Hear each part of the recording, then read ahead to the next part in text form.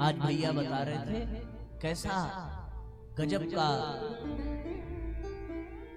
समय चल रहा है, व्यक्ति का चिंतन कैसा विचित्र सा हो गया है। और कैसा विचित्र हो गया कि विवाह हो गया भगवान की कृपा से, और किसी कारणवश, किसी प्रारब्धवश, पूर्व जन्मों के किसी कमाई के कारण अगर संतान नहीं आई तो सब सारी आस्था की आस्था धरी की धरी रह गई। आस्था खत्म हुई तो बुरे विचार आए, बुरे विचार आए तो जैसे ही बुरे विचार आए वैसे दिमाग में आया कि उनके विवाह में तो बलि चढ़ी थी इसलिए बच्चे हो गए, हमारे विवाह में बलि चढ़ी नहीं तो बच्चे नहीं हुए, हो गई आस्था खत्म। अब लोग हमको बच्चा चाहिए तो हम किसी का परिवार उजाड़ दें, किसी के बच्चे की हत्या कर दें, किसी जीव की हत्या कर दें। तो अगर उसके मारने से हमको बच्चा होने वाला हो तो फिर काहे किसी बकरी बकरे को मारना, अपने घर के किसी बच्चे को काट डालो, काट डालो, आपको संतान की प्राप्ति हो जाए। अब ये बुरा विचार आया तो आदमी बुरे कर्म में लगा और बुरा कर्म कर बैठा। किसी निर्दोष, किसी अनजान, किसी अबोध, किसी निष्पाप जीव की हत्या करने में व्यक्ति कतराता नहीं है। उसे लगता है कि बलि चढ़ा देने से हमारा दाम्पत्य जीवन सुखी होगा, हमारे बाल बच्चे सुखी होंगे। जिसकी बलि चढ़ी है उसकी चेतना कभी क्षमा करेगी, कभी आपको सुख चैन से रहने देगी। लेकिन ये हुआ क्यों? क्योंकि आस्था भगवान में खत्म हो गई। हमारे यहाँ बलि प्रथा का प्रारंभ हुआ कब? विचार तो करिए। ये बहुत बड़ी विडंबना है, बहुत बड़ी अज्ञानता है हमारे समाज की। वेदों में भी पशु बलि का वर्णन आता है, पर जो अज्ञानी हैं, जो मूर्ख हैं, वो हर बात के अर्थ का अनर्थ कर देते हैं। पशु बलि का तात्पर्य क्या है? सवेरे में प्रवचन में कह रहा था कि जीवन में कुसंस्कार जो आते हैं वो पूर्व जन्मों के पशुता का प्रमाण है। पशु बलि का तात्पर्य था अपने भीतर की पशुता को मिटाना, अपने भीतर के पशुत्व को मिटा करके देवत्व को जगाना। हमने सोचा कि पशुत्व का मतलब ये पालतू जानवर हैं, इन्हीं को मार देने से पुण्य मिलेगा।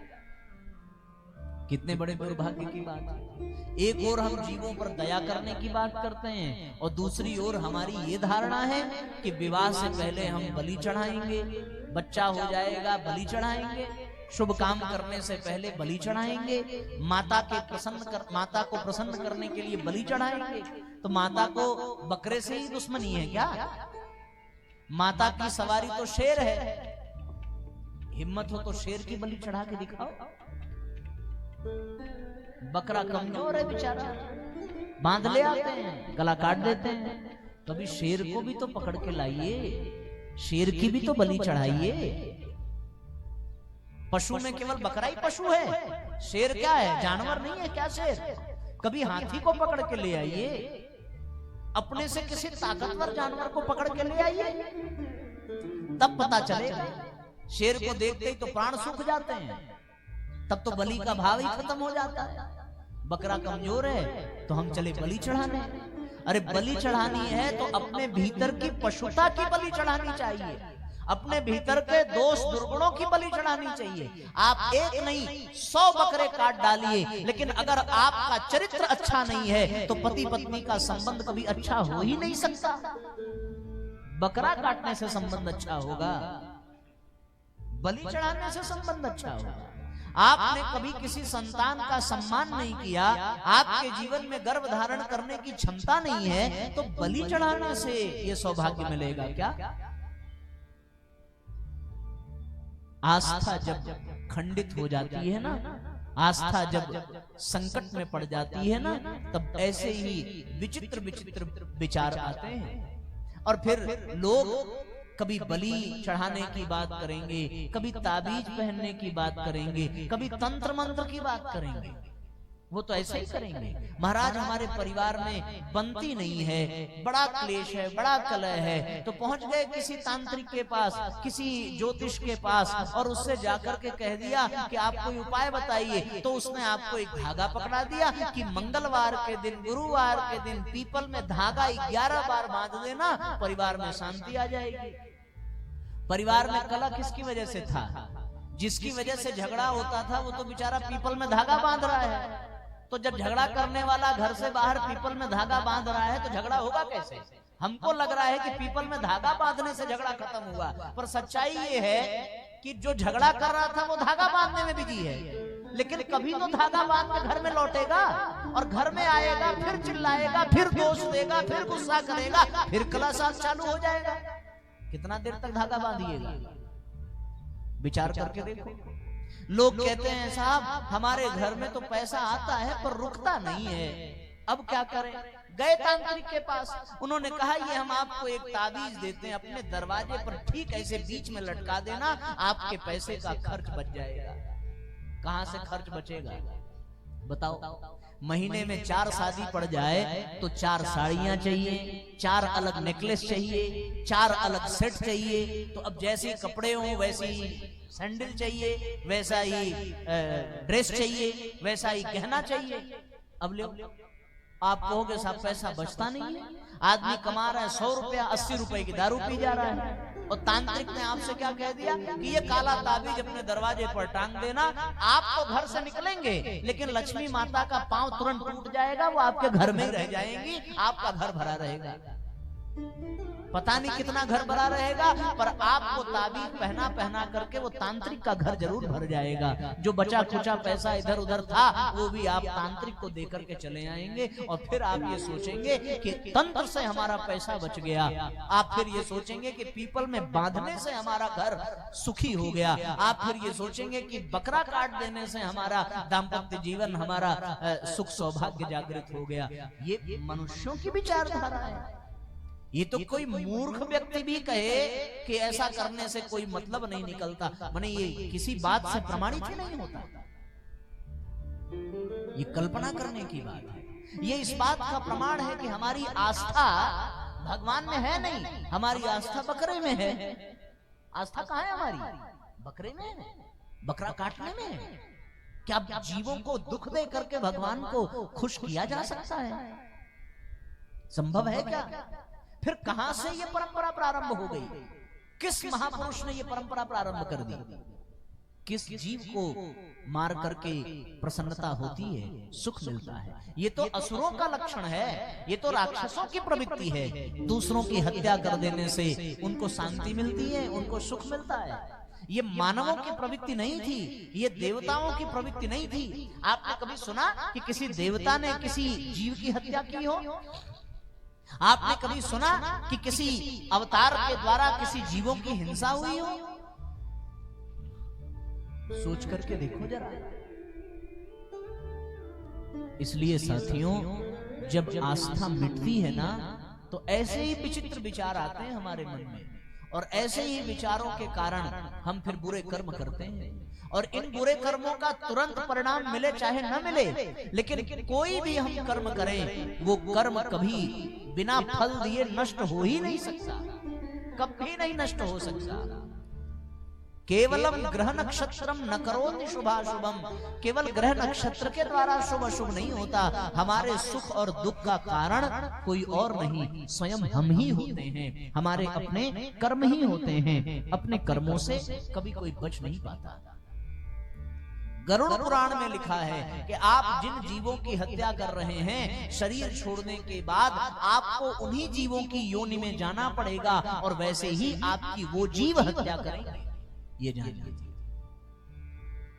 ये शास्त्र की आज्ञा है, ये हम अपने मन से नहीं कह रहे हैं।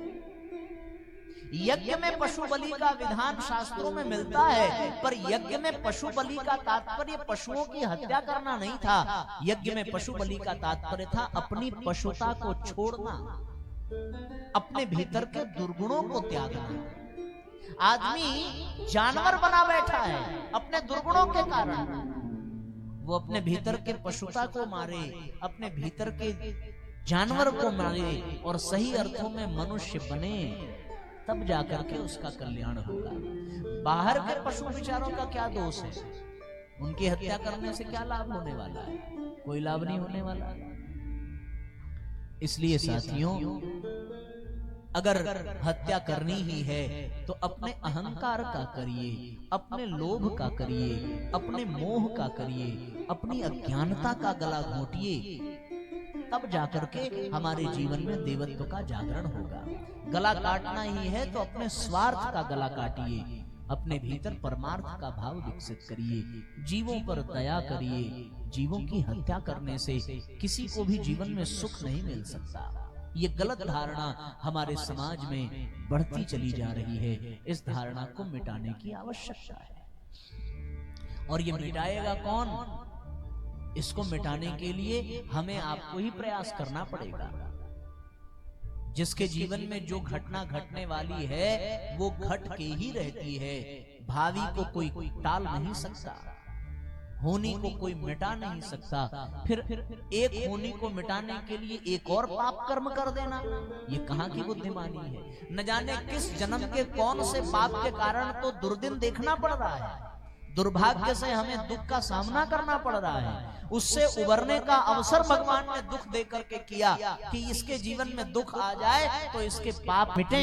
पाप मिटे तो ये निष्पाप होगा, निर्दोष हो जाएगा। लेकिन हम लोग उस निष्पाप को होने की अपेक्षा एक और पाप कर देते हैं बलि चढ़ाकर, और अपने जीवन को कलंकित कर देते हैं। तो पाप घटने की बजाय पिछले जन्म में पाप किया था सो इस जन्म में भर रहे हैं। अब इस जन्म में बलि चढ़ा करके आप इसको अगले जन्म में भरेंगे।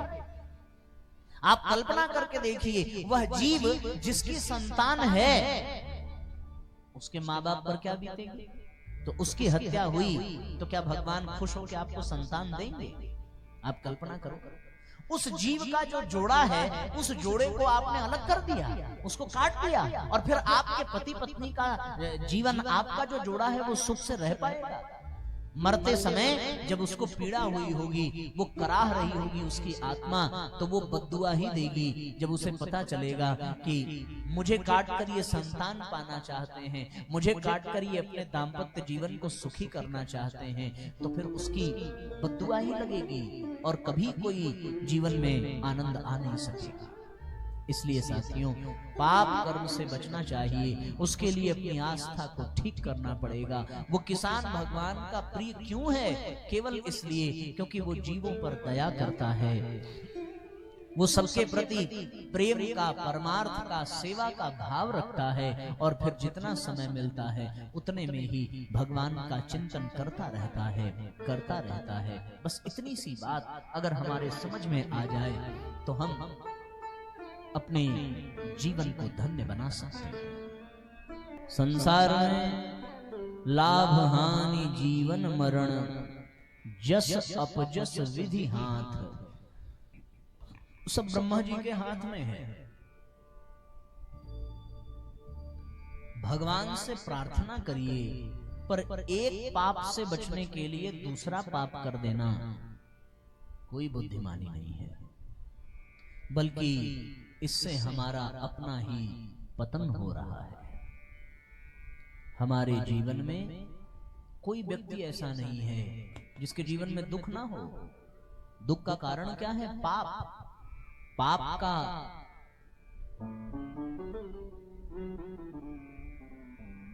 जन्म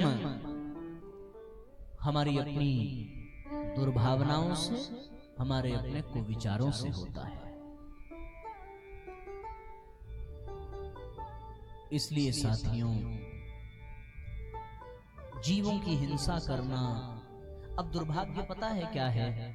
दुर्भाग्य ये है कि बुराइयां हमारे जीवन में अच्छाई बनकर के प्रवेश कर गई है। ये बड़ी विडंबना है।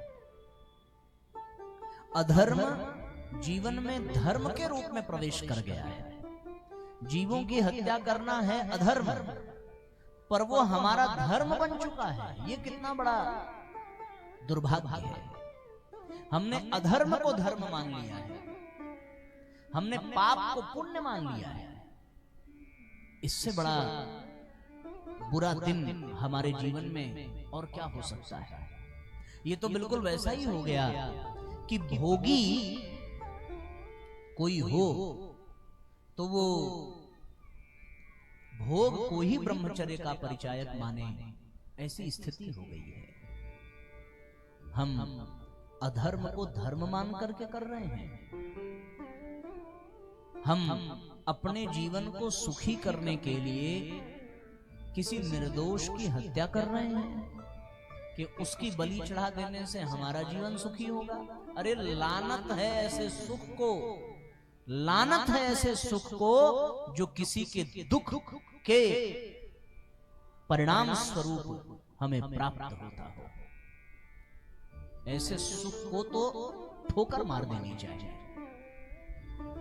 राम चाहते तो क्या अयोध्या को प्राप्त न कर लेते, पर लानत है ऐसे सुख को जो दूसरे को दुख देकर के मिले। भरत ने क्यों अयोध्या का राज्य नहीं लिया? मैं अयोध्या का राजा बनूं और मेरा बड़ा भाई जंगल में फिरे, ये शोभा देता है? लानत है ऐसे सुख को जो दूसरे का दुख हमारे जीवन में सुख बने। ऐसे सुखी रहने से अच्छा है कि जीवन में दुखी रहो, ये जान लीजिए। प्रत्येक प्राणी में परमात्मा का वास है। प्रत्येक प्राणी को दुख होता है, कष्ट होता है, हर प्राणी को पीड़ा होती है। किसी को पीड़ा देकर के अपने जीवन में सुख को पाना, पहली बात तो ये संभव नहीं है। दूसरी बात, क्षण भर के लिए अगर ये धारणा बन गई है कि किसी को पीड़ा देकर हमारा जीवन सुखी होगा, तो ऐसा हो भी तो भी ऐसे सुख को कभी स्वीकार नहीं करना चाहिए।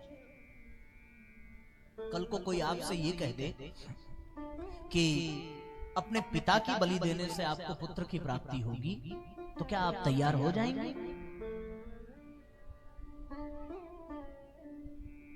हो सकता है कोई एक ऐसा कर दे और फिर उसको देख करके सब करने लगे। दुनिया बड़ी स्वार्थी है। अच्छा है भगवान दिखते नहीं हैं, अन्यथा तो आदमी भगवान की भी बलि दे देता अपने स्वार्थ के लिए, अपने सुख के लिए। ऐसी संतान पा करके करेंगे क्या? जो दूसरों की हत्या करने से मिल रही हो, तो कल को वो आपकी हत्या करेगी, ये जान लीजिए। इसलिए साथियों, ऐसे कुविचारों से, ऐसे अनर्गल कुरीतियों से बचने की आवश्यकता है। और हम सब मनुष्य होकर के ऐसा करें, ये तो कतई शोभा नहीं देता। ये असुरों की परंपरा रही है, किसी को मार देना, किसी को काट देना, किसी का गला रेत देना, ये मुगलों की परंपरा रही है, ये अराजकों की परंपरा रही है, अनात्मावानों की परंपरा रही है। ये भारतीय संस्कृति की परंपरा नहीं है। हमारे यहाँ मारने वाले से ज्यादा बचाने वाले का महत्व है। याद करिए महाराज शिवी के जीवन की घटना कि कोई शिकारी किसी पक्षी को बाण से मारता है और वो घायल पक्षी महाराज शिवी के चरणों में आकर के गिरा। महाराज शिवी ने उसको बचाया। शिकारी ने कहा कि महाराज ये हमारा अधिकार है, आप इसे मत लीजिए। महाराज शिवी ने कहा कि ये हमारी शरण में आया है। बोले आप इस जीव को बचा रहे हैं, पर ये हमारा भोजन है ना, हमारा काम है, हम बहेलियां हैं, पक्षियों को मारना हमारा धर्म है, हम मार रहे हैं अपना पेट भरने के लिए, आप हमारा अन्न छीन रहे हैं। महाराज शिवी ने विचार किया कि अगर मैं पक्षी को न बचाऊं तो भी पाप, और इसके अन्न को छीन लूं, इसके अधिकार को छीन लूं, भाई मारा तो उसी ने है, अधिकार तो उसी का है, तो इसके प्रति भी मेरा पाप होगा। महाराज शिवी ने क्या रास्ता निकाला? महाराज शिवी ने रास्ता निकाला कि भैया तुमको मांस से मतलब है ना, चलो मैं तुम्हें देने को तैयार हूं। पर इस पक्षी को मैं नहीं दे सकता। जितना वजन इस पक्षी का है उतने वजन का मांस तुम मेरे शरीर से काट करके ले जाओ, तुम्हारा मांस भक्षण का क्रम भी पूरा हो जाएगा और पक्षी की जान भी बच जाएगी। हम उस देश के वासी हैं जहां जीवों की रक्षा करने के लिए अपने जान की बाजी दांव पर लगा दी जाती है, और उस देश में अगर जीवों की हिंसा हो रही हो तो इससे बड़ा अपराध, इससे बड़ा पाप दूसरा और कोई नहीं हो सकता। इसलिए बलि प्रथा को बंद कर देना चाहिए। इससे कतई सुख मिलने वाला नहीं है, बल्कि एक और पाप के हम भागीदार बन रहे हैं। पाप से कोई बच सका है? पाप के परिणाम से कोई नहीं बच सका है। जीवन में चाहे लाभ हो चाहे हानि हो, भगवान की इच्छा मान करके जो जी रहा हो वास्तव में वही आस्थावान है, उसके अतिरिक्त और कोई आस्थावान नहीं है। घंटों मंदिरों में पूजा करने वाला अपनी पत्नी का सम्मान न करे, जरा सा दुख आने पर बिलबिलाने लगे, गिड़गिड़ाने लगे, भगवान को कोसने लगे, उसकी सारी पूजा व्यर्थ हो जाती है। सच्चा आस्थावान जो है वो दुख में भी मगन रहता है, ये जान लीजिए। इसलिए भैया विधि का विधान जान हानि लाभ सहिए, अपने कर्मों को सह लेना, अपने कर्मों को झेल लेना ही उस कर्म को काटने का सर्वोत्तम माध्यम है। अगर हम उससे बचने का प्रयास करेंगे और उससे बचने के लिए एक और बुरा कर्म करेंगे तो फिर हमारे पाप बढ़ते जाएंगे, और जितना पाप बढ़ेगा, ये जन्म तो दुख झेलते झेलते बीत गया, अगली बार फिर कहीं जन्म लेकर के आएंगे तो फिर से हम इन्हीं पाप के परिणाम स्वरूप दुख की दरिया में घुट घुट करके जीवन बिताएंगे, और अंत में फिर से एक नया पाप करेंगे दुख से बचने के लिए। ये श्रृंखला चलती रहेगी और जीवन पर्यंत जन्म जन्मांतर हम दुख पाते रहेंगे। दुखों से मुक्ति चाहिए तो पुण्य करिए, दया करिए, सेवा करिए, कष्ट नहीं सुख प्रदान करिए, प्रेम करिए, प्राणी मात्र से प्रेम करिए। कण कण में भगवान है तो उस जीव में भी परमात्मा है। आप जरा याद करिए, मुझे एक घटना याद आती है संत एकनाथ की। संत एकनाथ रामेश्वरम में गंगा जल चढ़ाने गए। रामेश्वरम के पास में गंगा जल नहीं मिलता, गंगा जल काशी से लेकर के जाना पड़ता है और वहां रामेश्वरम में चढ़ाना पड़ता है। इसको बड़ा महत्वपूर्ण माना है लोगों ने। काशी और रामेश्वरम के जोड़ने की एक सुंदर विधि है, काशी का गंगा जल ले जाकर के रामेश्वरम में अर्पित करना। ऐसी लंबी कतार लगी है, संत एकनाथ गंगा जल का पात्र लेकर के जा रहे हैं, सब गंगा जल भगवान रामेश्वरम पर चढ़ा रहे हैं और आनंदित हो रहे हैं। संत एकनाथ की दृष्टि एक गधे पर गई। गधा प्यास से पीड़ित था, तड़प रहा था, मृत्यु के निकट था। संत एकनाथ से देखा नहीं गया। वो गंगा जल का पात्र लेकर के गधे के पास गए और गधे को ले जाकर के गंगा जल पिलाने लगे। इतने में उनके साथियों ने कहा कि अरे भैया, रामेश्वरम के लिए गंगा जल लेकर आए हो, क्यों व्यर्थ गंवा रहे हो? उन्होंने कहा कि मुझे नहीं जाना रामेश्वरम का दर्शन करने। अगर मेरी आंखों के सामने जल के अभाव में ये गधा मर गया तो मैं स्वयं को कभी क्षमा नहीं कर सकता। जैसे ही उन्होंने गंगा जल गधे के मुख में डाला, वैसे ही भगवान रामेश्वरम स्वयं प्रकट हो गए और प्रकट होकर के उन्होंने संत एकनाथ को आशीर्वाद दिया। वो लोग जो मंदिर में गंगा जल चढ़ा रहे थे उनको भगवान नहीं मिले, जीवों पर दया करने वाले को भगवान मिलते थे। जीवों की हत्या करने वाले पर भगवान की कृपा नहीं होती। और आज तक दुनिया में ऐसा कोई सिद्धांत बना ही नहीं कि दूसरे को दुख देकर के सुख पाया जा सके। क्षण भर के लिए आपको लगेगा कि सुख मिल रहा है, पर एक नए पाप का जन्म हो गया और उस पाप को भी आपको काटना पड़ेगा। जो जैसा कर्म करेगा उसे वैसा भरना ही पड़ेगा, चाहे आज भरे और चाहे कल भरे। कर्मों से कोई बच नहीं सकता। कोई घटना याद आती है कि उड़िया बाबा अपने शिष्यों के साथ जा रहे थे। थोड़ी दूर जाने के बाद उन्होंने जोर से आवाज लगाई अपने शिष्य को कि जल्दी से कपड़ा फाड़ शिष्य ने कपड़ा फाड़ा और जैसे ही कपड़ा फाड़ा शिष्य ने, वैसे ही एक जोर से पत्थर आया और आकर के उड़िया बाबा के सिर पे लगा। पत्थर लगा तो खून बहने लगा।